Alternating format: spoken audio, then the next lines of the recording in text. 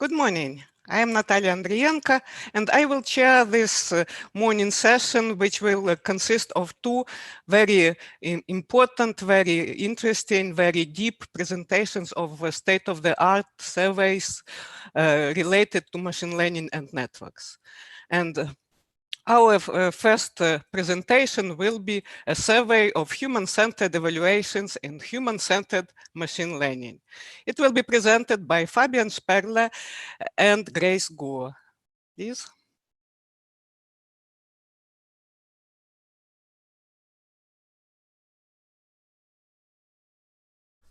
Hi everybody, my name is Fabian, this is Grace, and welcome to our presentation on the human-centered evaluation of human-centered machine learning. This is work that we've done together with our colleagues Menna, Rita, Polo, Alex and Daniel. I'd like to start with a definition of human-centered machine learning. As the name suggests, human-centered machine learning puts humans at the core of this process. This begins with the development of the model, including data collection, data validation, model training and analysis, but continues through the deployment of the final model. Their models are typically paired with some user interface that allows an interaction with the model itself. But of course, the process of human-centered machine learning does not end there, but also includes humans into the evaluation of the developed and deployed systems. Throughout this process, different users and different user groups will be involved at varying levels of detail. The developers and the researchers probably towards the beginning of the process, and engineers further towards the end. However, a defining characteristic of human-centered machine learning, in contrast to pure machine learning, is that it always considers humans throughout the full life cycle of the model. In our paper, we provide a summarizing definition that highlights that the human and the machine are equal partners throughout this process. In our star, and of course in this presentation, we place a particular focus on the evaluation of human-centered machine learning systems. This evaluation is typically no easy feat. Human-centered machine learning systems are diverse, typically complex, multifaceted applications that are often tailored towards expert users. They rely on a multitude of different algorithms, techniques, and data types, and are usually combined with bespoke user interfaces. For algorithm-centered evaluations, there exist well-established methodologies that are frequently used in machine learning and artificial intelligence research. They typically focus on metrics like accuracy, F-score, or the squared error of a cost function that can be evaluated over time during the model training process. If these algorithm-centered evaluations consider human factors at all, then they typically focus on the result-oriented aspects of human work. An example could be an evaluation of a visual analytics system that finds that participants were able to improve model quality by a few percent or perform a task faster than was previously possible without evaluating or reporting on any human-related factors. In contrast, human-centered evaluations do exactly that and focus on those human-related factors in the human-machine partnership. This goes beyond system usability and user satisfaction and also includes more specific factors like trust, the effort exerted, or the intelligibility of the system, but also agency and the perceived controllability of the process.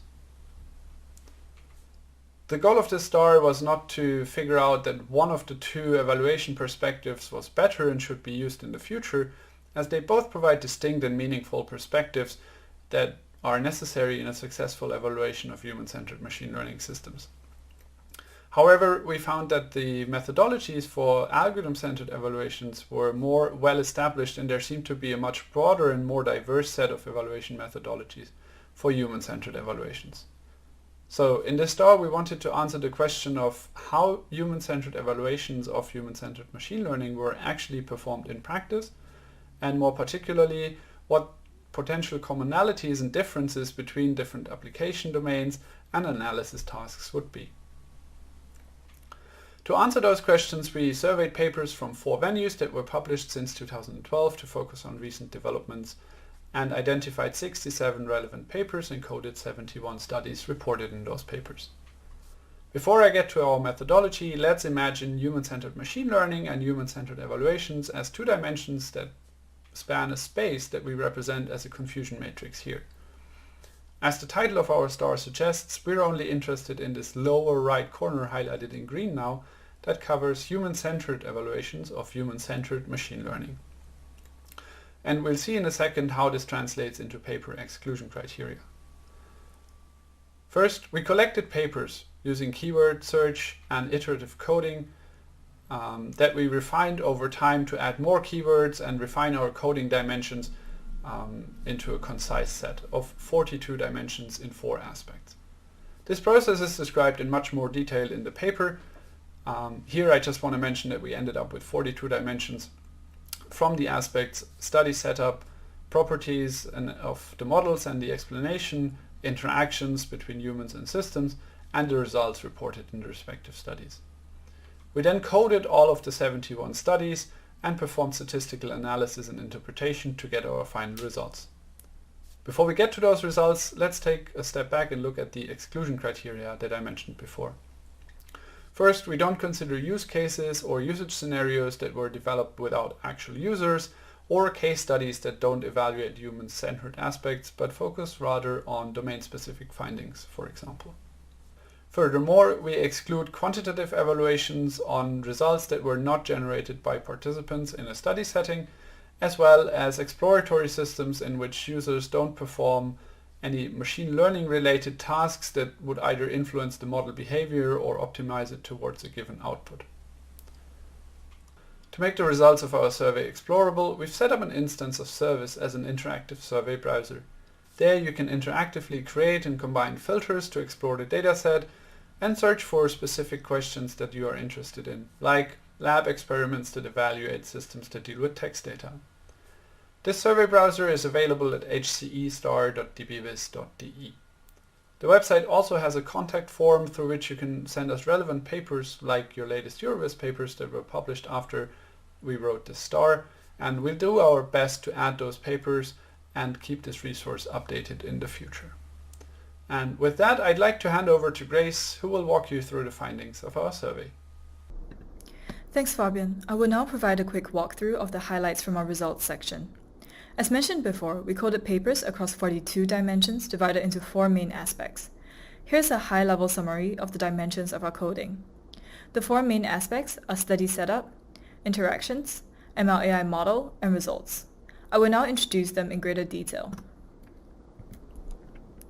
The first aspect covers the study setup dimensions. They describe study protocols and methodologies for data collection. They also describe how results are analyzed, forms of participant training, as well as the demographics of the participants recruited for the study. One of the dimensions we consider in study setup is the task dimension. This dimension looks at the tasks that participants perform during system evaluation. Understanding and refining a model are the most common tasks, while hypothesis testing and justifying are the least common tasks. We introduced a general use task, which appeared in 23 studies. In our coding, we also looked at the domains and data types used in evaluations. As can be seen, multivariate data was the most common data type supported by HCML systems. In contrast, geodata, videos, and images are considered less frequently. We also noticed a trend where certain data types are associated with certain machine learning models or application domains. For example, if we consider text data, it is unsurprising that most of the HCML systems developed are for general natural language processing and topic modeling techniques. These systems and models are domain agnostic and can be widely applicable. In contrast, if we consider image data, we see a strong association with domain-centric systems, particularly those developed for medical imaging analysis and medical decision-making. When coding for study setup, we also paid attention to the demographics of the study participants. Here, we define domain or dataset expertise as participant familiarity working with either the application domain or the dataset provided. In our survey, the majority of studies recruited participants who are experts with the domain or dataset. Similarly, when we consider machine learning and AI expertise, we found that there was a tendency for studies to recruit participants with a mid to high level familiarity with ML and AI. This strongly suggests that many HCML systems are currently designed for and evaluated by experts. There is thus a potential space of future research for systems developed for data domain or machine learning novices. Finally, here are some trends we noticed in participant reporting. All surveyed studies reported the total number of participants. However, only 20% of studies reported participant age ranges, and only 31% of studies reported gender distribution. Of these, only 3 studies reported an equal distribution of male and female participants, while 2 studies reported non-binary or unspecified gender participants. Next, I will introduce the ML-AI model dimensions. These dimensions look at the properties of models and explanations considered and how they were evaluated in the studies. In our analysis, we considered 6 model properties: quality, perceived quality, transparency, interpretability, trustworthiness, and controllability. We also considered 4 explanation properties: transparency, trustworthiness, effectiveness, and fidelity. For this presentation, I will focus on model quality, model trustworthiness, and explanation trustworthiness. At this point, I want to explain why we made a distinction between model properties and explanation properties. This is because we found that there are important differences between a model and its explanation. So for example, a model with low accuracy may not be very trustworthy. However, if the explanation of that model explains its inner workings well, that explanation may be trustworthy even when the model is not. So in order to capture such distinctions, we introduced model and explanation properties separately. We coded each property along 4 values: measured for dependent variables, steady condition for controlled variables, measured conditions refer to controlled variables for which participant feedback was collected, motivated for properties that are stated as goals but not evaluated. Model quality is often characterized by model accuracy or correctness. This is a dimension that is quite commonly considered in machine learning papers, even those without human-centered evaluations. And we see that in our survey, as this is the most commonly measured dimension, with 18% of studies in this survey reporting model quality as a dependent variable. Note that it was motivated in another 8% of studies that stated model quality as a goal, but did not measure it.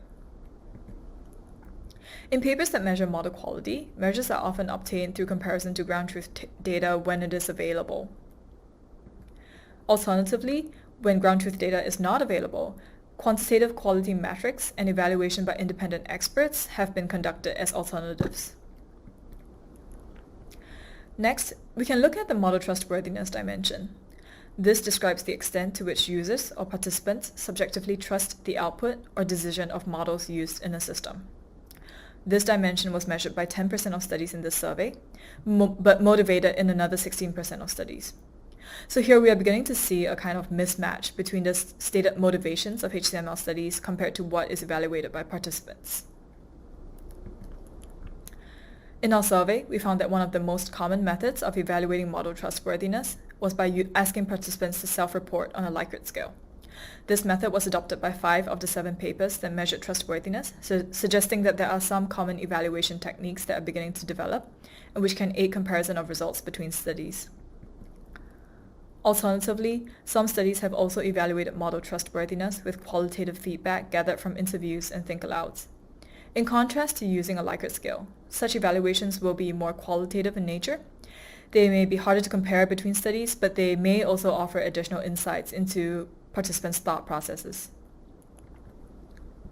A final dimension I want to discuss is the explanation trustworthiness dimension. As mentioned earlier, we made a distinction between model and explanation properties. So in contrast to model trustworthiness, which we just discussed, explanation trustworthiness describes the extent users accept an explanation as a faithful description of the model. This dimension was measured by only 6% of studies in this survey. It was motivated in another 2% of studies. So we can see overall that explanation trustworthiness was not a dimension commonly considered in studies. For studies that did measure explanation trustworthiness, we found that it was often evaluated with qualitative feedback. So this would be done through methods such as interviews or think-alouds again. The third aspect of our coding was the interactions aspect. Interactions and guidance are key elements that enable and drive the HCML co-adaptive process, and we considered properties such as interaction directness, the timing of the interactions, and the types of guidance provided. Interactions can be designed for different phases of the machine learning process. Of the papers we surveyed, most studies focused on the training and post-training steps of machine learning. Only 4 studies focused on data selection and pre-processing. The interaction tasks supported in these papers include allowing users to label data instances and verifying that the selected datasets ensure algorithmic fairness and user privacy. Guidance is a complex co-adaptive process that aims to optimize the collaboration between machines and humans. Of the papers we surveyed, we found that only 33% of evaluations mentioned the guidance provided by the system. Of these, only 3 types of knowledge gaps are targeted: data, task, and visual analytics methods. 2 additional types of knowledge gaps, the users and the infrastructure, were not identified in any of the studies in this survey. The final aspect of our coding was the general results aspect. This accounts for a lot of open-ended qualitative results that capture feedback in 3 areas: HCML findings, user interface feedback, and interaction feedback. We did topic modeling on the qualitative results for each area, and I will now present the emerging topics and trends that we found. For the main HCML findings presented in the papers, we see that the emerging topics are related to core tasks in HCML, including understanding, interpreting, and explaining. Many of these tasks were already captured in our task dimension, which was great to see. For the interface feedback gathered in the studies, we found 2 emergent topics not included in our analysis: findings and actionability. These 2 topics highlight the need to consider user expectations of an interface when developing and evaluating HCML systems. Finally, for interaction feedback, we found that all emergent topics had no overlap with our coding dimensions. Interestingly, controllability was reported as part of interaction feedback, although we considered it a model dimension in our coding scheme. So this suggests that our interaction dimensions can be refined to include the types of feedback and concerns that participants most care about. I will now pass the time back to Fabian to discuss the main implications and recommendations based on these results.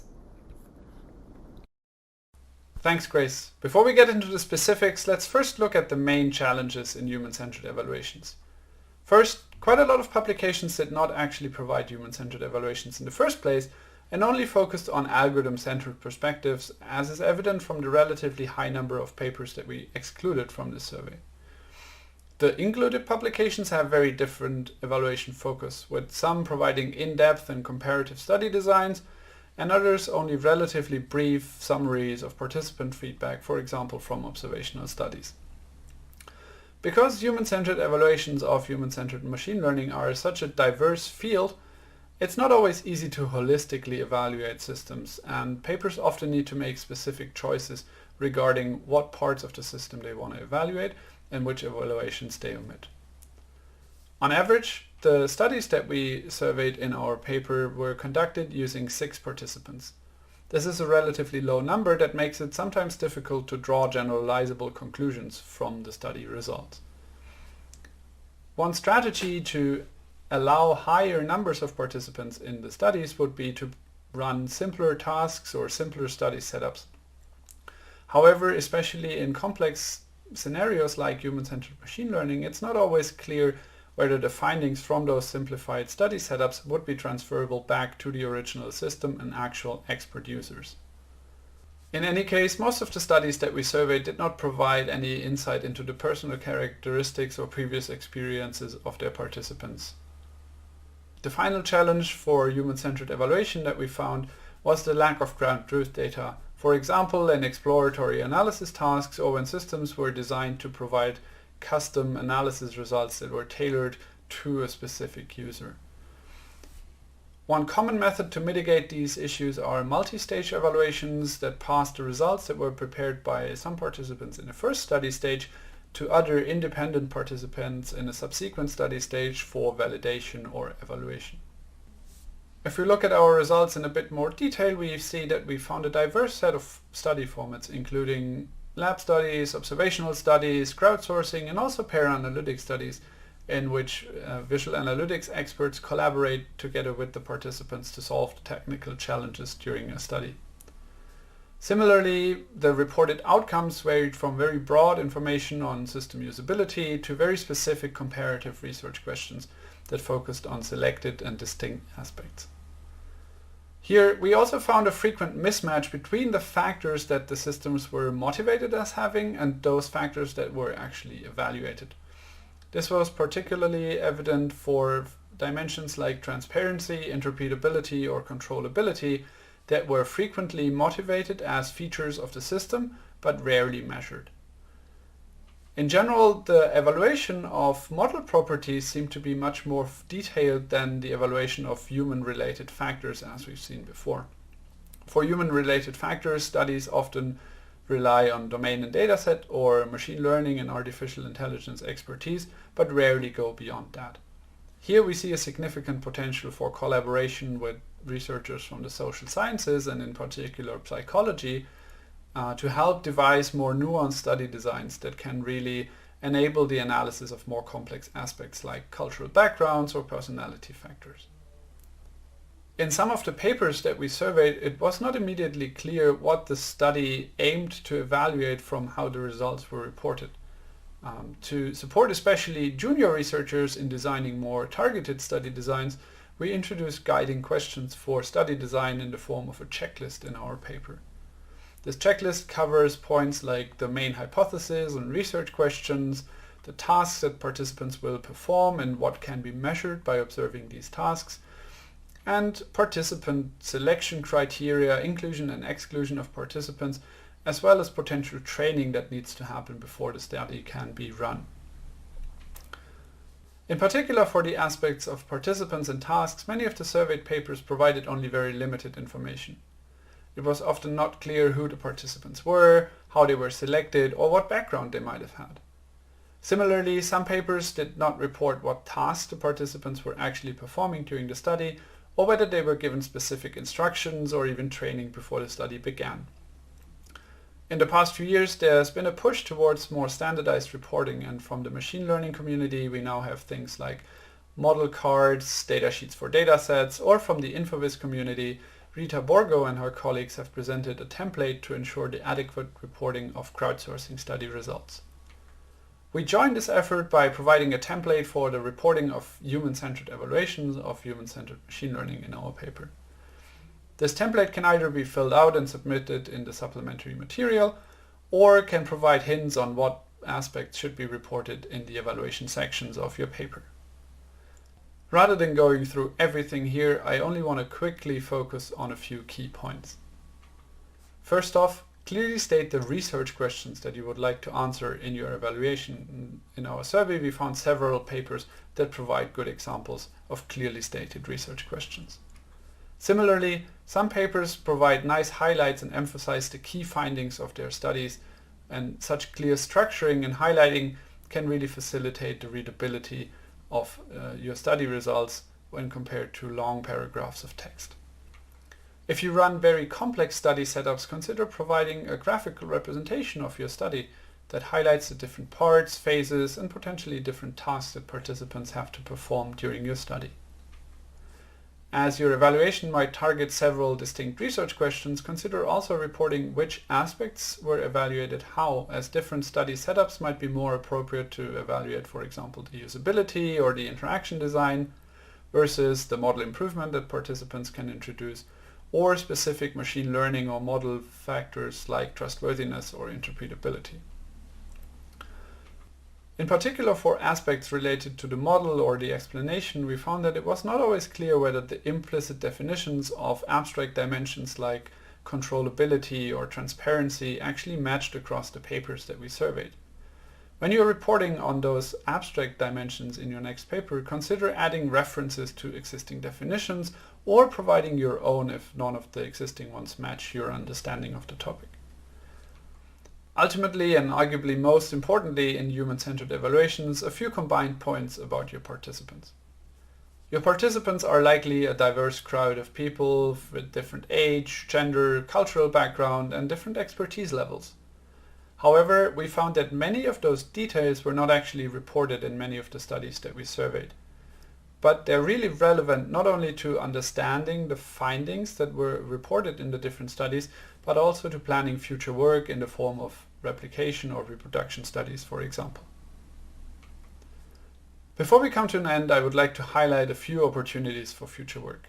First, a structured evaluation framework could provide guidelines for how to evaluate human-centered machine learning systems and how to balance between algorithm-centered and human-centered evaluations.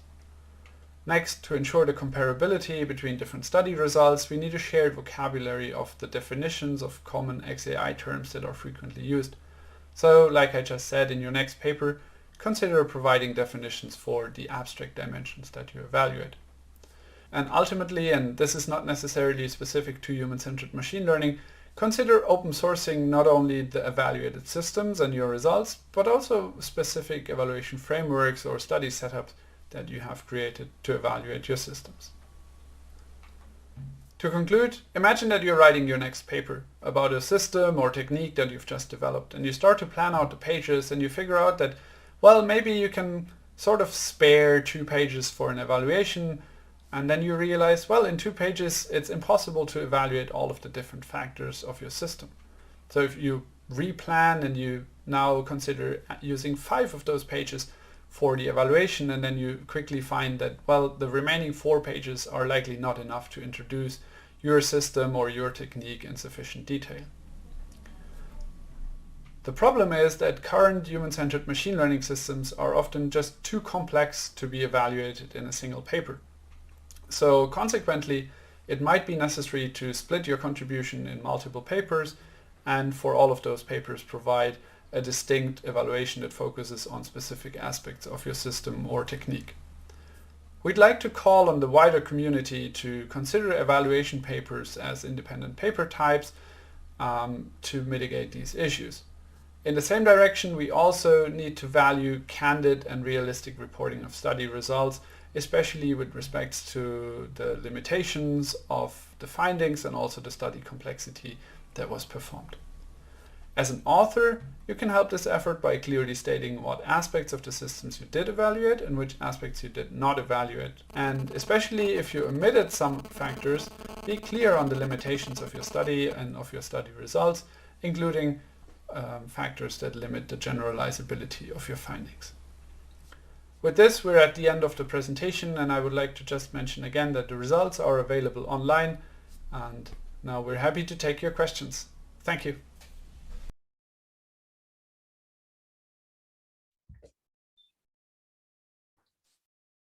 Thank you very much. First of all, my congratulations. You did a great job, and also the audience admires what you did. You will see a lot of positive comments in the Discord. And a few questions came while you were talking. First, about exclusion criteria. Without actual users, does that mean that only stuff included, or also ones that have human subjects such as students? Yeah, maybe that was a bit inaccurate in what I said. We do include studies also that were evaluated using students, for example, or other participants that were recruited somewhere. What we did exclude are any studies that don't have participants at all, or some studies that we found that use generated user data that is supposed to look like interaction trails, for example, that users would leave, and then analyzing those. These papers were excluded. Okay, thanks. And another question also from Wolfgang, sorry. The coding criteria seem not to include the type of evaluation. For example, formative versus summative, qualitative versus quantitative studies, or similar. Or did I miss anything? It is mentioned in the presentation, but was also coded, for example, using the 7 scenarios by Lam et al. Yeah, we didn't code according to those 7 scenarios, but we do include the study type. So whether it's a lab study, an observational study, crowdsourcing, and so on.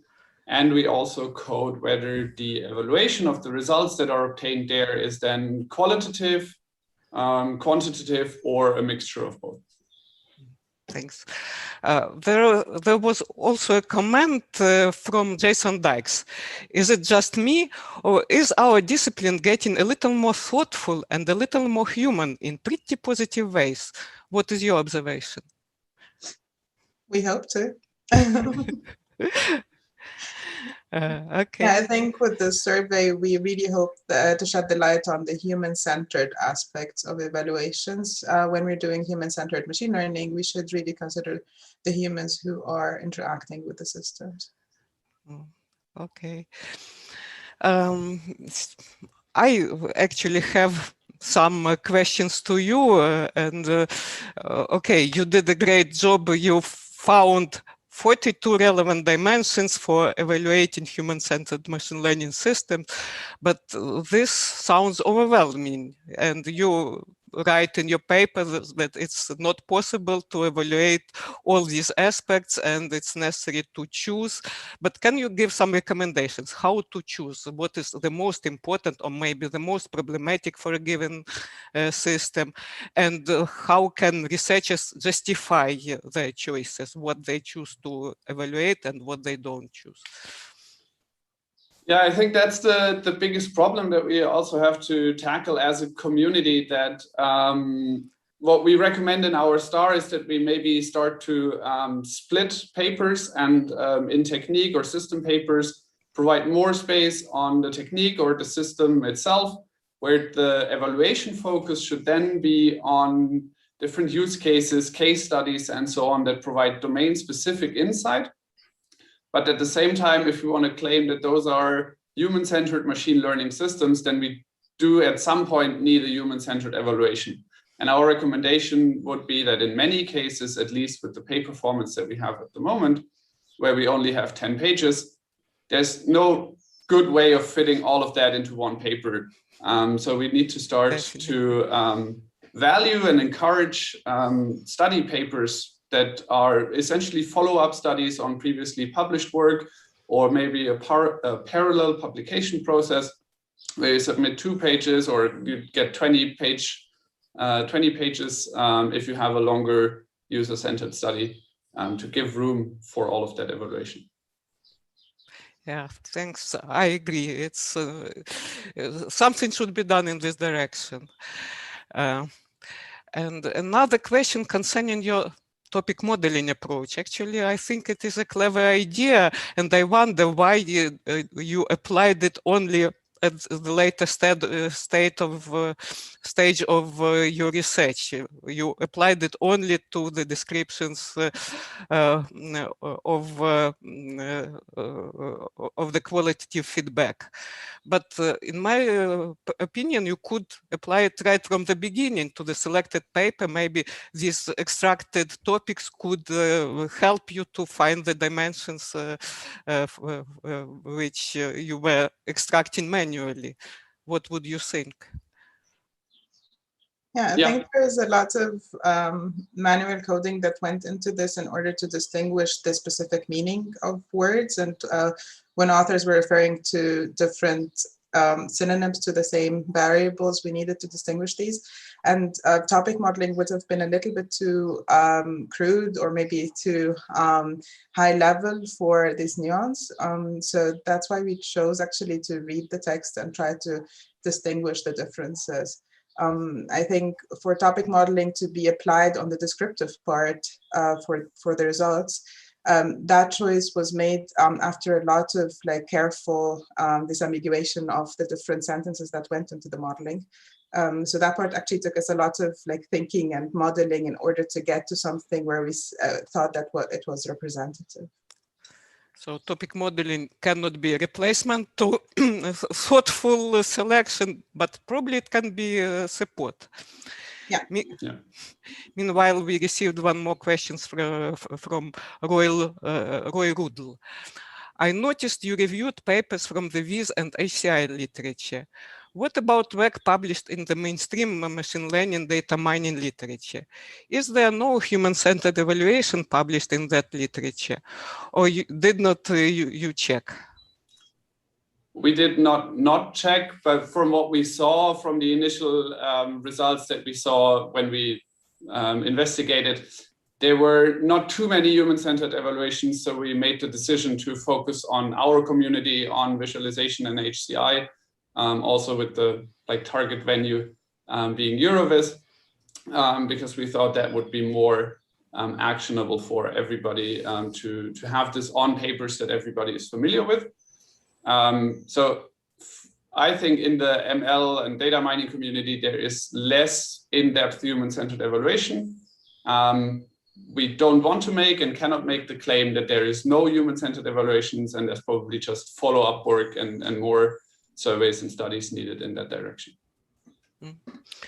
Actually, this is also my experience. I don't know the machine learning area very well, but have some acquaintance that they are not very much concerned with user issue, with human issues.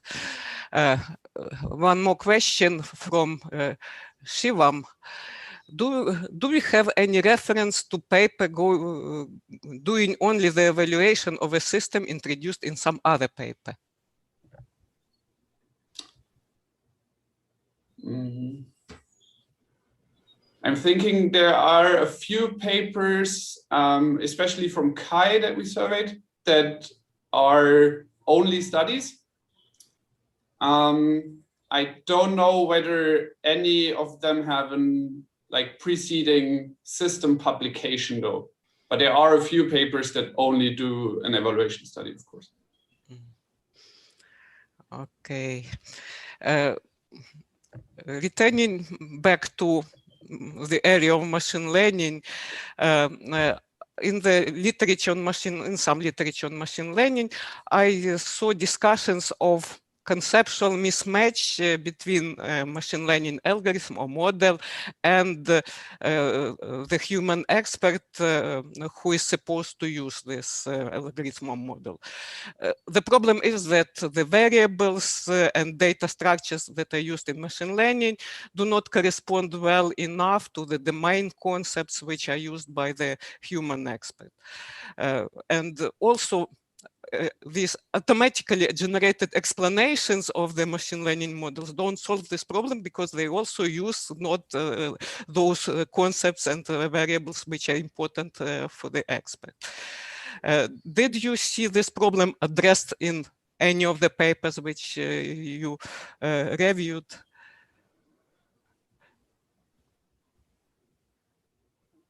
I mean, we coded a lot of the different dimensions of XAI properties and of explanation properties. In the beginning, if you take a look at the star in the methodology figure, there used to be even more of those and even more detail. But what we quickly found out is that, at least in our community, there's no in-depth focus yet on really evaluating these human-centered factors in many of the papers. What Grace also mentioned in the presentation, and in the recap we had it again, is that a lot of papers motivate those factors, promoting their systems or applications to be trustworthy or transparent, controllable, and so on. But in the end, there is much less evaluation actually happening, especially comparative evaluation of whether a system was in fact transparent or controllable to a given user. So I think we are starting to make the right steps in the right direction by considering all of those properties in the first place. And we're also seeing a slow increase in comparative studies of those factors that actually try to evaluate whether those claims reach the end user. I want to add on to that by calling out one particular property, which is like the model trustworthiness property, because there we're really starting to see like there is a convergence in like the methods that are being used to evaluate like this particular dimension. So for example, a lot of the papers that we surveyed like used Likert scale. So like there is like some kind of general shared understanding that's developing right now. Okay. What I liked in your survey, that you distinguished between evaluation related to the model and evaluation related to the explanations. These are different things. And this reminded me about some limited experience with explanations which were automatically generated by some machine learning algorithm. The explanations, I saw the result of this algorithm. It produced a decision tree, which explained some steps in the main model. And as I know, machine learning community considers decision tree to be explainable by design. Everyone should be able to understand it. But this decision tree was huge. No one can see it and understand it the whole. And the second issue was that this tree explained very tiny steps in the development of the solution, but it was not possible to understand how these tiny steps lead to the final solution. I think that there exists a problem of intelligent representation of such explanations to humans, and was this problem somewhere addressed in the papers that you surveyed? How to present explanations in an understandable way? Off the top of my head, I cannot think of one. I know of this one study that we have in our survey as well, where they, I think it's from, I don't remember the authors now, I don't want to say wrong names.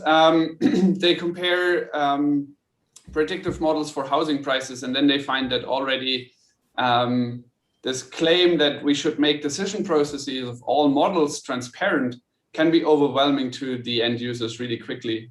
They have two different decision models, one that only considers 2 variables and one that considers 8 variables, which still isn't too much for considering the complexity of systems and decision algorithms that we often use. And they already found that 8 variables was just overwhelming for users, and actually the perceived transparency went down. Yeah, but in general, I think for this whole area of trust and how we can enhance trust in machine learning systems and so on, there's the recent star from EuroVis last year that focuses specifically on how we should tailor both visualizations and explanations, visualization of explanations to increase trust in those systems. Yeah, increase also understandability of these explanations. Yeah. Yeah, sure. Maybe to follow up on that, I think when it comes to explainability AI techniques, it really is related to who is the target audience of the explanation. And a lot of papers do consider distinguishing between different stakeholders. So some model that might be inherently intelligible can be understandable by some people, but not understandable by others, depending on their expertise and backgrounds. And that is part of the dimensions that we surveyed. And I think that is something that actually people do take care of very well in the Viz and Chai communities, to distinguish between the users, the data, and the task in order to tailor approaches to their needs. So I think especially for making something understandable, we need to think about who it should be understandable for. Yeah. It seems that we as a community of people who know something about visualization, about human-computer interaction, have a kind of mission to bridge the gap between machine learning and humans, make machine learning more human. So let's do this. And probably in relation to this, since we already discussed that it's not possible to evaluate all aspects, it would be good if researchers could rely on some reported findings which are generalizable concerning some aspects, and focus only on those aspects for which there is no yet enough generalizable evidence. It would be great to have a kind of catalog of generalizable findings. You already started with making these great websites of all resources. Maybe you also care about extracting generalizable findings which can be then used by other researchers, which can refer to them, which can say that, okay, we rely on this, but we will test other aspects which are not yet tested. So what do you think about this? Yeah, I think that makes a lot of sense. It's obviously a huge effort in doing this. And what we also mentioned in the paper, what we might need as a prerequisite before we can really start to extract what's generalizable and what's not generalizable is just a lot more detail about the evaluation in many of the publications.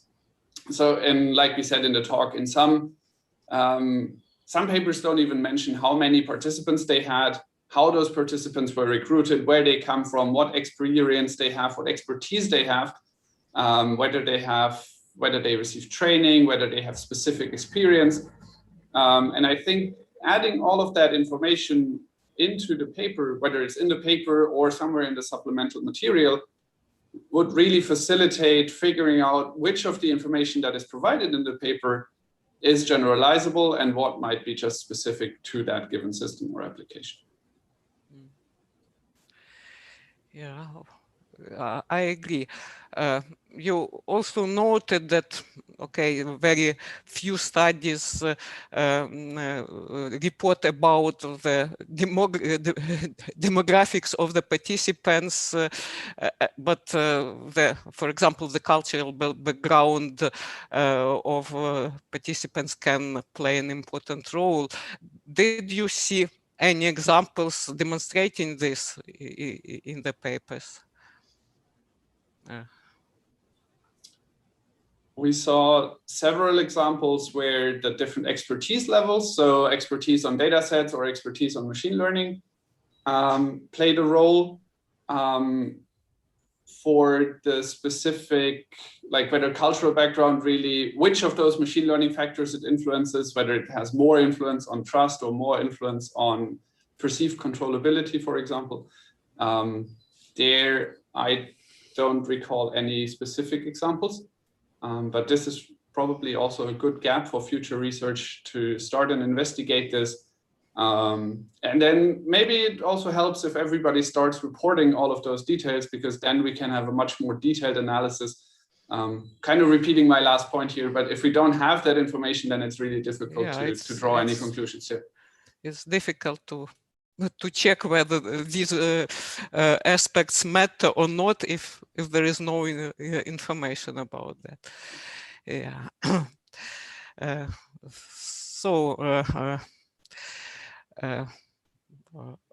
Okay, yeah, I also recall that you proposed some guidelines for young researchers how to conduct these human-centered evaluation studies, and I found them not specific to human-centered machine learning. They actually can be equally applied to any human-centered evaluations. Don't you think so? Can you recommend them more generally for any human-centered user studies?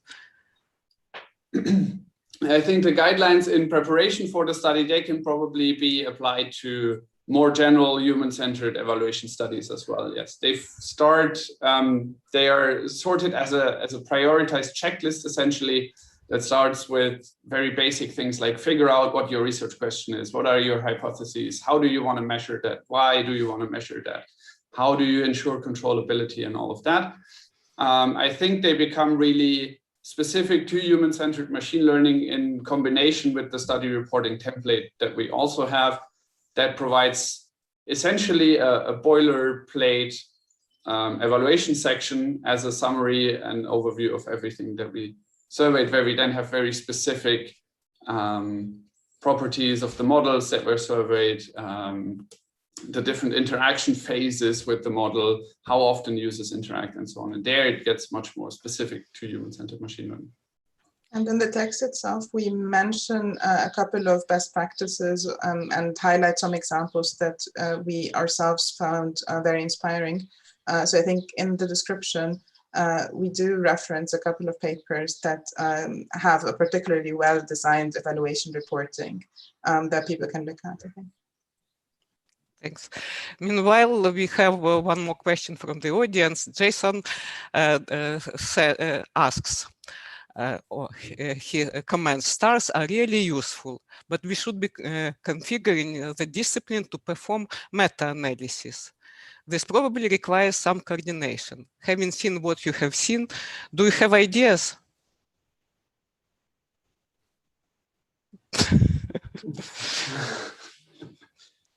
I don't know if the other two have an immediate answer. I think a lot of it can be motivated from the different venues that we already submit to. If we make, if we advertise new paper types there, maybe also introduce a star track or meta-analysis track at VIS, then we'll already get much more of this meta-analysis work happening in the community. But it's obviously a slow process. And unfortunately, I don't have an immediate idea of how to fix this. I think one way, like things that like compiling a star could be made easier or could give us an immediate insight in the community is reporting while submitting a paper on all of these dimensions, like having these forms being some part of the submission system, compiling information that is in a more systematic way will lead us to analyze the papers in a meta-analysis way, not just have the paper stand by itself, but also accompany the paper with some information that is reported extra, with some videos maybe about the design process, with some like authors sharing insight on coming up with the project. I think there is a lot of space there to provide a lot of actionable input on papers and on publication in general by reporting more or submitting more than just the PDF in itself. And that could be something that that might help bring things together. Thanks. Yeah, and sorry, can I just like add one last thing to what Menna said, which is I think building off that, what would be really helpful would be like to have discussions so that we can build up like a shared understanding of a lot of these dimensions. Like what do we mean when we talk about transparency and what do we mean when we talk about interpretability? I think that would go a long way. Thank you very much. I believe we now should switch to the next presentation. You made a great job. Congratulations. Very thoughtful, very important, very useful, I believe, to the community. Thanks. And let's now go on to the next presentation.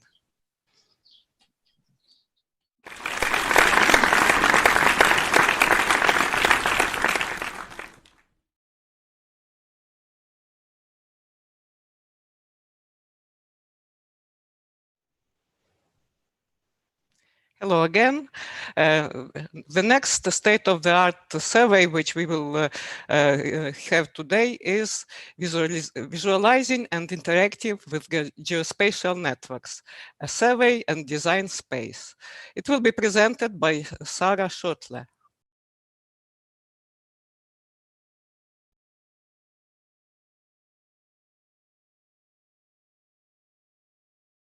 Hello, my name is Sarah Schöttler and I'm a PhD student at the University of Edinburgh. I'll be presenting our survey paper on geospatial networks today. Let me start by explaining what we mean by geospatial network and showing you some examples. A geospatial network is a network, a set of nodes connected by links, where the nodes are associated with geospatial positions. A geospatial position could, for example, be a set of geographic coordinates, a city name, or a country. There are many real-world examples for geospatial networks. Transport networks, like metro or train networks, road networks, or air traffic networks. There are trade networks describing trade between cities or countries, or networks describing the movement of people on small scales, like commuting, or larger scales, like global migration. Visualizing this data has a long history, so let's start by looking at two historical examples most of you will be familiar with. These flow maps by Mennatallah show cotton imported into Europe in 1858, 1864, and 1865. In this geospatial network, the nodes are different countries, and they're linked by trade flows. Mennatallah uses small multiples, 3 maps side by side, to show changes over time. The volume of each flow is represented by its thickness. The flows are displayed in different colors depending on the country of origin. To accommodate the size of the flows, Mennatallah has actually distorted the map. For example, by increasing the distance between Africa and Europe. Another famous example is Harry Beck's map of the London Underground. He realized that because of the expansion of the network, it had become more complex and the map hard to read. Harry Beck decided to make a trade-off and reduce the geographic accuracy of the map in order to make the network appear more legible. He redesigned it to use only 45 and 90-degree angles and try to straighten out the different lines. Stations were no longer positioned with geographic precision, and the network as a whole distorted. But the information that mattered had become much clearer. Each station was clearly visible and labeled, and it's easy to see at which stations one can change between different lines. Nowadays, a wealth of techniques for geospatial networks exist, and many of the things that people like Menard and Bach drew by hand have been automated. There are automatic layout and distortion algorithms, and techniques like edge bundling, as well as many interactive techniques that help to create visualizations of geospatial networks more easily. However, we also have much more complex data sets, especially dynamic data that changes over time, complex multivariate data, or uncertain data. And we're still struggling with many of the same issues from decades or even centuries ago: overlapping nodes and links, cluttered visualizations that are hard to read. This insight is not particularly novel, and there are many visualization surveys dealing with different kinds of networks or geodata. There are surveys on large graphs, group structures in graphs, dynamic graphs, multifaceted networks, temporal multivariate networks, multi-layer networks, or map-like visualization. However, there had not yet been a survey on geospatial networks specifically, even though they have many features that differentiate them from other types of networks or graphs and pose specific challenges. So that motivated us to write this survey. Our three main aims with this survey are to firstly, review the wealth of existing techniques for geospatial networks. Secondly, we want to provide a way to describe them and evaluate the design decisions made. And finally, we want to provide an overview of open challenges in this area. We started by collecting papers on visualization techniques for geospatial networks. First, we manually scanned conference proceedings and collections of major venues where work on geospatial as well as network visualization would be published, and retrieved 191 candidate papers based on their titles. In a second step, we then narrowed this down to 41 based on reviewing the figures and abstract. We used these 41 as the base for our collection and extracted keywords from them, which we then used to search in major online libraries. Additionally, we followed the references of the 41 as well as the papers we obtained through keyword searches. This resulted in a final collection of 95 papers. All of these papers conform to our two inclusion criteria. These criteria state that a technique must be motivated by and designed for geospatial networks and visualize both geospatial and network information. For example, MapTrix combines two maps with an adjacency matrix. This is a good example for a technique specifically developed for geospatial networks. Out of the techniques where this is not the case, we included those that demonstrate their application to geospatial networks and address a challenge. For example, this module-based technique was developed for networks in general, but its application to geodata was demonstrated in the paper with this image, and since geospatial networks often have highly varying density with dense clusters, it clearly addresses a challenge in this area. Secondly, a paper must contain a novel and representative technique, rather than iterating or adapting existing techniques. For example, there are many different edge bundling algorithms, of which we did not include every single one, but a representative sample. With our corpus of papers, we went through multiple iterations of trying different approaches for creating taxonomies and typologies. In that process, we found that many of the classic approaches didn't yield useful insights. We first tried a data-driven approach, where techniques are structured by the data types they can be applied to, such as directed or undirected networks. But this doesn't say anything about the visual characteristics of different techniques, so we didn't really feel like this was helpful to discuss visualization techniques. We then tried a technique-driven approach, where we grouped common visualization techniques, for example, node link diagrams, adjacency matrices, flow maps, and so on. But since almost 2/3 of the techniques we found are some variation of node link diagram, this didn't separate those well, and it also failed to describe the more unusual techniques. Our third approach was challenge-driven, where we tried to use challenges and problems addressed by each technique to derive a classification. This approach is limited by the challenges that are currently recognized and have been partly addressed. So we finally settled on a relatively high-level approach driven by visual representations. Our final design space separates visualization techniques in terms of 4 dimensions that each describe a different aspect of the visual representation. Geo describes how geographic information is visually represented, whereas net describes how network information in the form of nodes and links is represented.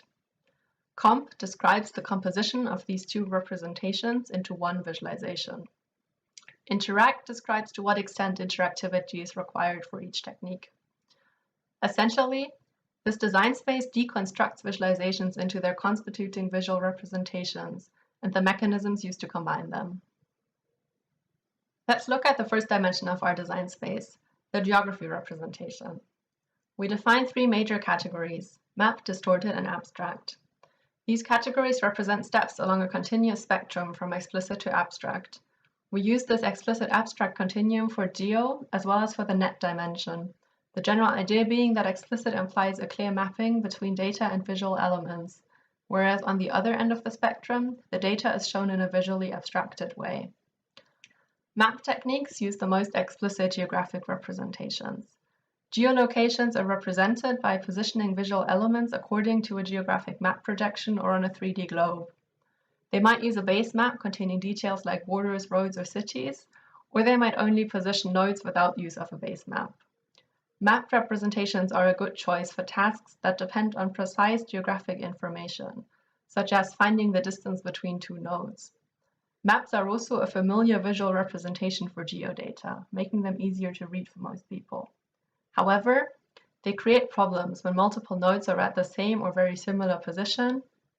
Node link diagrams on maps overemphasize long links, and nodes and links often overlap heavily because the layout is fixed to the underlying map. Distorted techniques, the second category, can solve some of the problems with mapped representations. In these techniques, positions are displaced with respect to where they would be placed in a map representation. We found a number of approaches we consider distorted.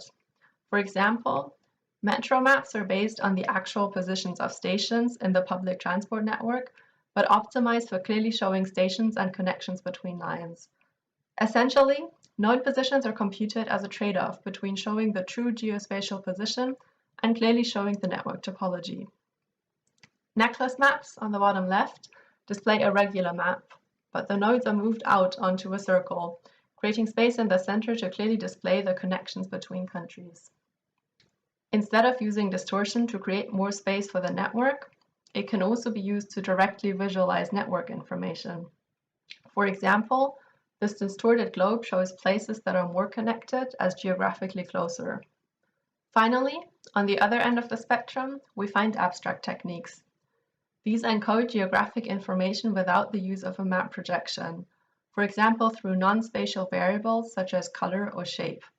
We found 2 papers that use circular chord diagrams like this one, where countries are color-coded and grouped by world regions, and arranged around the circle such that places that are near each other are also displayed close together.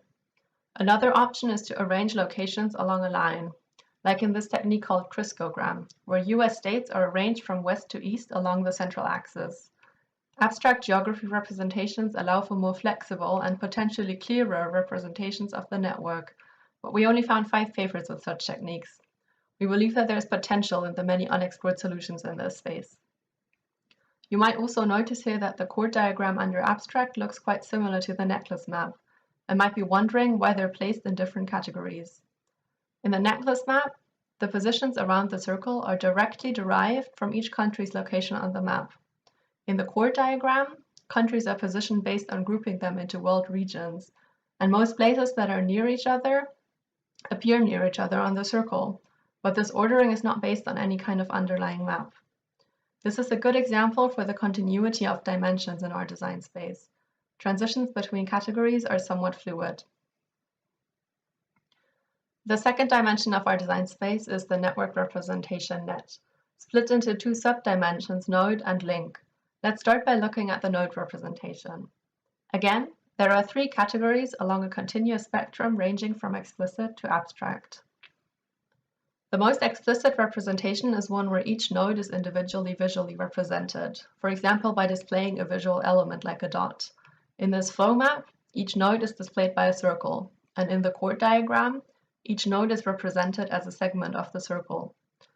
Adjacency matrices are another option, where nodes are not represented as individual points, but rather as rows and columns. The second category are aggregated node representations. Individual nodes are grouped into metanodes, and only these metanodes are displayed. There are many different approaches for grouping nodes. In the module-based visualization technique shown at the top, clusters are algorithmically determined based on the network topology. But nodes could also be grouped by geographic region, or, as shown in the second example here, the user could interactively specify regions to be grouped. On the most abstract end of the spectrum, nodes are neither shown individually nor as metanodes. We only found techniques for flow data in this category, not for undirected networks. In this flow visualization, high-level flows between fuzzy regions were computationally extracted from the original network. You can't see individual nodes or links, only the overall flow pattern. Link is the second subdimension of net. Similar to the node representation, we're classifying link representations as either explicit, aggregated, or abstract. Again, explicit is the largest group. Most of the techniques using node link diagrams fall into this category. For example, flow maps, metro maps, or the chord diagram all clearly have an explicit link representation, with each connection between two nodes represented by a line or arrow. The second group is aggregated. This includes any technique where individual links cannot be identified anymore because they're clustered, grouped, bundled, or otherwise aggregated. There are some techniques where links are aggregated as a consequence of grouping nodes together and grouping all links between these metanodes together. But most techniques keep all nodes and only aggregate links, like the many edge bundling techniques which fall under this category. Edge bundling is another nice example to illustrate how the range from explicit to abstract is continuous. Algorithms for edge bundling typically have parameters to control how tightly edges are bundled. If this bundling is relatively loose and individual links are still clearly visible, the technique might actually fall under explicit. However, in most cases, edges are bundled quite tightly, and then they would be considered aggregated. Aggregation helps to reduce visual clutter and overlapping elements, creates space to show geographic information, and can reveal high-level trends. Lastly, we have abstract link representations. Links are not explicitly displayed. Instead, abstract representations often visualize a specific aspect of the network data rather than its topology overall. For example, several techniques like these pattern maps on the top left focus on displaying directions of movement. The glyphs on the bottom left show the strength of flows in different directions over time. Other techniques focus on the similarity or connectedness. For example, the distorted globe that you've seen before is distorted so that places that are more closely linked are closer together. The third dimension is composition, which describes how geo and net are combined into a single visualization layout-wise. Our categories here are strongly inspired by two existing taxonomies.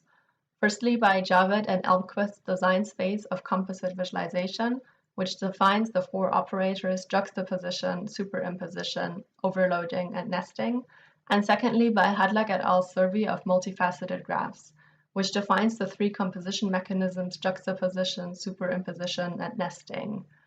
We do not use the term overloading and instead introduce a category called integrated. Our four categories span a spectrum from a loose to a strong integration, and they do not describe the visualization layout in general, but specifically how the geographic and network aspects are combined. In the loosest type of composition, juxtaposition, the network and geography representations are displayed side by side and linked together through visual elements or interactivity. For example, in MapTrix, two maps show the geographic context of origins and destinations, and a matrix is used to show network information. The maps and matrix are connected by leader lines. In a superimposed composition, one representation is displayed on top of the other, usually the network on top of the geography. This includes the many flow maps and node link diagrams like this one, where nodes are positioned on a base map according to their geospatial location, then connected by links. The third category is nesting, where either the network representation is nested into the geography, as is done in OD maps, where a small tile map is nested into each cell of the larger tile map, and color coding is used to visualize the flow strength. Or the geography representation is nested into the network, as is done in shifted maps, where small map cutouts are displayed inside the network nodes. Lastly, the most strongly integrated type of composition is integration. This describes techniques where it's not possible to clearly separate the visual representations of geography and network. For example, the globe in this visualization describes the geography, but its distorted shape also contains the network information. Our last dimension is interact, which describes to what extent interaction is required to fully explore the visualization. If interaction is not required, that sometimes means that a technique simply generates a static image, like this spatially ordered chord diagram, which does not have any interactive features. Often, it also means that a technique can be optionally enhanced with interactive features or controls, but that the technique can be used to generate static images without interaction as well. On the other hand, if interaction is required, that means that the dataset cannot be fully explored without interacting with the visualization. For example, because parts of the data are hidden in different views, as is often done to reduce visual complexity. An example is flow straits, where two maps, one for origins and one for destinations, are linked through a heat map, which shows the strength of flows over time. The user needs to select which origin and destination countries to consider and can select different time periods. Lastly, interaction only describes techniques that are not visualization techniques in their own right, but pure interaction techniques, which are applied on top of an existing visual representation. An example are the bring and go and link sliding techniques shown here, which are used to more easily navigate node link diagrams. The user can select a node to bring all nodes it's connected to closer, or slide along a link to navigate between two connected nodes. So to briefly sum up, our design space consists of 4 dimensions. Geo and net describe the visual representation of the geography and network respectively, and net is split into 2 subdimensions, node and link. All 3 of these dimensions range from explicit representations, where data and visual elements are clearly mapped to each other, to abstract representations. The other 2 dimensions, com and interact, describe how geo and net are linked through their visual composition, which can be looser or stronger, and through interactivity, which can be less or more interactive. Each dimension follows some continuous spectrum, explicit to abstract, loose to strong integration, non-interactive to highly interactive. The categories describe the major steps along each spectrum. They're essentially a trade-off to provide some higher-level grouping without being too detailed. As also mentioned before, transitions between categories can be fluid. Our dimensions are orthogonal, and in principle, any combination is possible, although some combinations are more common than others, and some we didn't find any examples for at all. To demonstrate how we applied this when classifying techniques, let's look at 2 examples. This is a matrix visualization. We can see 2 maps on the left showing origins and destinations. As these are clearly just regular maps, our geography representation is classified as mapped. The matrix on the right shows the flows between these locations in both directions. Nodes are represented by labeled rows and columns, and links are represented by colored cells. So we have a clear mapping between data and visual for both nodes and links, making these representations explicit. The geography representation in the form of 2 maps and the network representation in the form of the matrix are displayed side by side, linked by leader lines, making this a juxtaposed composition. This visualization is complete as a static image. All data is shown. There are some interactive enhancements to this technique, for example, the option to highlight specific links on mouse over, and while these are helpful, they're not necessary to explore the visualization fully. Therefore, interaction is not required. The second example we will be looking at are shifted maps. This is a technique where the network generated by personal movement is displayed in different ways.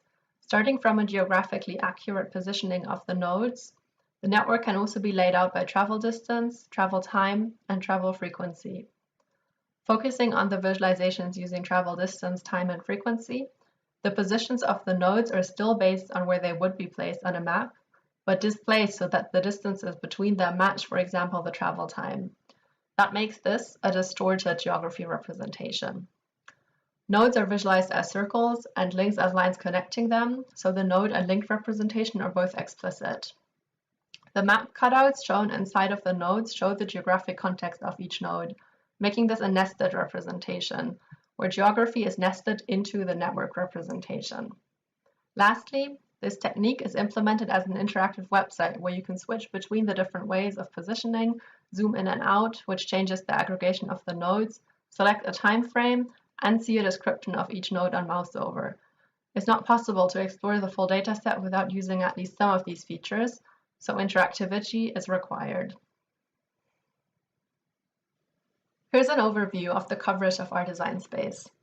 It's quite noticeable that the large majority of techniques combine map geography with explicit node and link representations through superimposition. Aggregated link representations are also quite common, much more so than aggregating nodes. This combination alone covers more than half of the techniques in our collection. On the other hand, we can see that some combinations are not covered at all. For example, abstract geography combined with abstract node or link representations. It's clearly visible here that a trade-off between geography and network representation is happening. An abstract representation of either geography or network is mostly used in combination with an explicit representation of the other one. Another gap is that interaction techniques exclusively support superimposed compositions. Geodata and network data are both areas with strong conventions for visual representations. Geodata is nearly always shown on maps, and network data is in most cases shown as some version of a node-link diagram. There are good reasons to use these representations, but they also come with lots of issues, especially when combined into node-link diagrams on maps. Our design space helps to reveal techniques that break with these conventions and also highlights areas where new techniques could be developed. All of the papers in our collection can be found on our website. If you saw any techniques in this presentation that looked interesting to you, you'll be able to find them here and also take a look at the original paper. The full collection can be filtered using the categories of our design space. And if you know of any new techniques that should be added here, let us know so that this can stay a useful and up-to-date resource. Let's wrap up by briefly discussing the strengths and limitations of our design space. We see the main strength of our design space in using it as a thinking tool. By separating design decisions into 5 dimensions and thinking about them in terms of abstraction, we can take a step back from simply following conventions and discuss trade-offs between different design decisions. Our design space is not prescriptive, which means it does not directly generate new designs, but it can certainly be used to inform and inspire new designs. Because it is relatively high level, it can also capture future techniques and is not constrained by what currently exists. However, the design space being high level and non-prescriptive is at the same time one of its major limitations. It does not provide concrete guidance for developing new techniques, and while it does highlight gaps, it cannot say anything about how useful techniques filling that gap might be. A second limitation is that it's not linked to tasks, which brings us to future work in this area. There isn't currently a complete task taxonomy for geospatial networks, which is probably also one factor in there being a lack of empirical evidence. There are very few user studies, and even if they were done, often only simple tasks were tested. There's a lack of standardization, which makes these studies not comparable. Existing task taxonomies for network data and geodata can be a starting point, but they're not sufficient by themselves. Lastly, we see lots of opportunities to develop new techniques. We identified several areas in our design space with very few techniques or none at all, as well as 5 major open challenges, which could be addressed by new techniques. Firstly, there is a lack of techniques for visualizing additional node and link attributes, in particular because many of the techniques for multivariate networks in general, like pivot graph or jigsaw, don't directly translate to geospatial networks. Second, there are lots of challenges related to geospatial locations. For example, if they're very close together or even identical, if a node does not have a location at all, or if one node has multiple locations. Third, uncertainty, for example, about where exactly a node is located, if a link between 2 nodes exists, or about additional attributes of nodes and links. Fourth, there are few techniques for very dense networks, especially for cases where an abstract overview is not sufficient. There are many edge bundling techniques, but they can make it difficult to see which nodes are actually connected. Matrices make this more clear, but they're difficult to link to the geographic context. So there's a lack of alternatives that remain legible for networks that are not only dense, but also large. Lastly, dynamic geospatial networks that change over time remain challenging to visualize. Nodes and links might move, appear, or disappear, and there could also be changes in the underlying geography, such as borders changing or countries splitting or uniting. We hope this presentation has helped you get an overview of geospatial network visualization techniques and the challenges remaining in this area. Make sure to check out our collection of techniques on our website geonetworks.github.io and our full survey paper. Thank you for joining this presentation.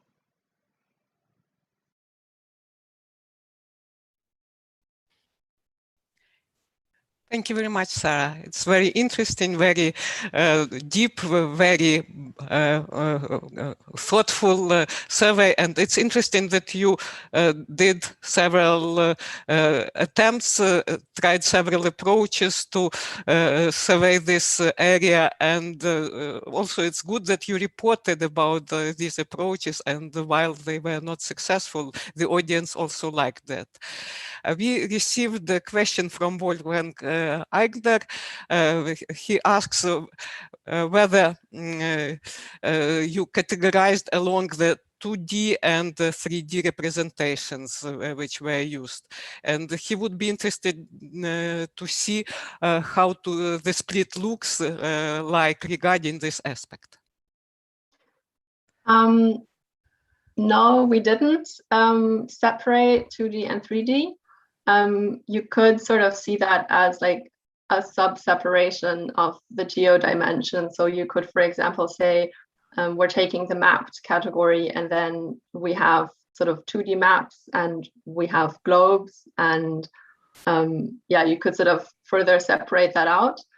But we didn't really feel like it was super helpful to do in this survey, because conceptually it's quite similar if you're using a globe or a map. And also if you're just making a map of sort of one small country, then it doesn't actually make a difference if it's a globe or if it's a flat map. It kind of ends up being relatively the same. So in the end, we decided not to make that separation. But yeah, you could, I guess, separate it further if you wanted to. Thanks. Jason Dykes, thanks you for doing the thinking. And he asks, does this framing let you say anything about task intention? Probably your talk partly answered this question, but maybe you can add something. Yeah, I mean, it's kind of difficult because there isn't really an existing task taxonomy, and that's not what we wanted to do with this survey. So it's definitely important that this task taxonomy is developed at some point. And in the survey, we also sort of discuss tasks where we can, because some of these categories in the different dimensions are definitely more suitable for some tasks than for others. But because of this lack of kind of general task taxonomy, we can't really directly connect it. But you can kind of say things like, for example, if you have tasks that are very connected to needing precise geography. So for example, you have tasks related to needing to identify specific node positions or needing to know distances between different nodes, then you need a map geography representation. So there are definitely some links between the categories in our design space and the tasks that they would support. So yes, we can say something about the tasks, but it's not a task taxonomy and it doesn't work as a task taxonomy in this context. But I would encourage you to consider your design space, which you so nicely defined, as a starting point for defining the task taxonomy. Yeah, you can for example, consider each level of abstraction for each aspect and just reason what tasks are possible at this level of abstraction. This sounds like a promising way towards creating this tasks taxonomy, but this, of course, should be the next paper, not everything in the one paper. Yeah, so please continue. I encourage you. It would be great to have task taxonomy based on this design space, and they would be strongly related. And also related to this is another question from Jason Dykes. Are some spatial configurations more suited to some corners of the design space? For example, global versus local, radial versus highly connected. I'm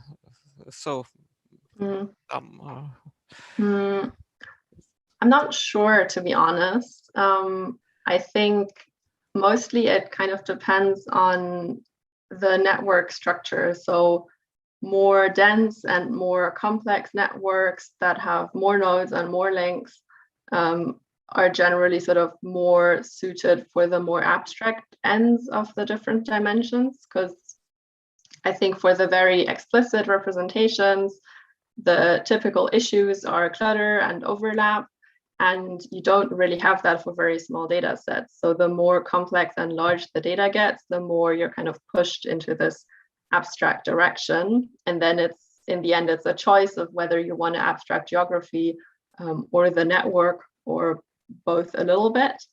And that's what this design space is also kind of helping to make that choice. So I wouldn't say that there's a difference for global versus local, because it really depends on the scale of the network as well. So I think a local network between some cities kind of ends up being the same as a global network between some countries, because you end up having the same kinds of like distances, relationships between space and sort of how many nodes and links you have. So yeah, that's, I think, what I would say about that. Okay, thanks. Yeah. There is a question from Kevin. Did you notice some visualization cases that overlap categories? Yeah, I think I mentioned it for edge bundling in the talk. So these categories are kind of continuous along the spectrum for each dimension, and it really sort of depends on the exact parameters that you choose sometimes where you would classify it. So for edge bundling, the example was if you have a really tight bundling and all of the edges are sort of, yeah, like bundled together so much that you can't really see the separate ones anymore, then you would classify it as aggregated. But if the bundling is super loose and you're kind of just bending the links a little bit, then you would classify it as explicit, because you still have all of the separate links. So in that sense, there's definitely edge bundling, and then there are probably more techniques where it really depends on how exactly you apply it and what exactly your data looks like to decide which category exactly it would be. Okay. There is another question from Wolfgang. Did you also look into the implementation side of things? For example, software libraries, tools available to create such representations? Not in detail, but all of these techniques that we surveyed were implemented somehow. So I think a lot of them are sort of just prototypes, and I don't think there's code or tools to build them available for all of them. So there are, like, definitely all of these techniques have been implemented at some point, but there's no sort of like overarching tool to create all of these. And I think what also definitely plays into this is that there are these really strong conventions for how to represent geodata and how to represent network data. So there are lots of tools to create different kinds of flow maps and node link diagrams and to analyze network data that way. And there are lots of tools to create maps and visualize geodata that way. And that also sort of contributes to these visual representations just being chosen more often because they're just more easy to create. So I think it's an important point that we would need tools to actually create these more abstract representations more easily, to also kind of popularize them more. So that I think that's a very good point, that's important to do. Actually, I was going to argue with you concerning why some design options are not implemented or are not frequent. Actually, you created such a nice flow diagram. The audience also liked it. And in my opinion, it may probably shows which combinations are good, which work well, which proved to be useful, and those which don't occur or are very rare are probably failures, maybe, or indications of very likely, very high likelihood of a failure. So you see them as opportunities for creativity, but maybe these are also warnings of high probability of a failure if you try to make such a combination. Yeah, yes and no. I think you're probably right that there are a lot of visual representations that are just not useful. But at the same time, it's really obvious how many issues there also are with the established ones. So the pure amount of techniques that have been developed just to address all of these issues. So techniques developed to address link overlap and to address overlapping nodes and to deal with all of this clutter. So these established node link diagram on map type of visualizations, they are really intuitive, but also they've been shown over and over again not to work for many of the data sets that we actually have. And then a lot of techniques have been developed to sort of deal with these issues, but nothing really solves it entirely. So that's where I'm kind of coming from if I'm saying that there are lots of opportunities also to explore these other types of visualizations, and to maybe, like, if using a map is problematic, maybe let's try not use a map and see where that gets us. Yeah. Okay, you note that there is almost no empirical evidence for the use of various designs, and there is quite a clear need for experimental evaluation studies, but in my opinion, results of such studies are often very specific to particular application, to particular software implementation, and sometimes, or very often, they are hard to generalize. And have you considered the principal possibility of theory-based evaluation of different visualization designs? I mean that there are certain basic principles of visualizations, and the design should be evaluated from the perspective how well it fulfills these general fundamental principles, such as the principle of faithful representation of relationships that exist in data by relationships that exist between visual elements. So do you think that it would be possible to use these principles to explain, for example, why some designs are used more frequently or more successfully than others, or even to predict which designs will work and which will not?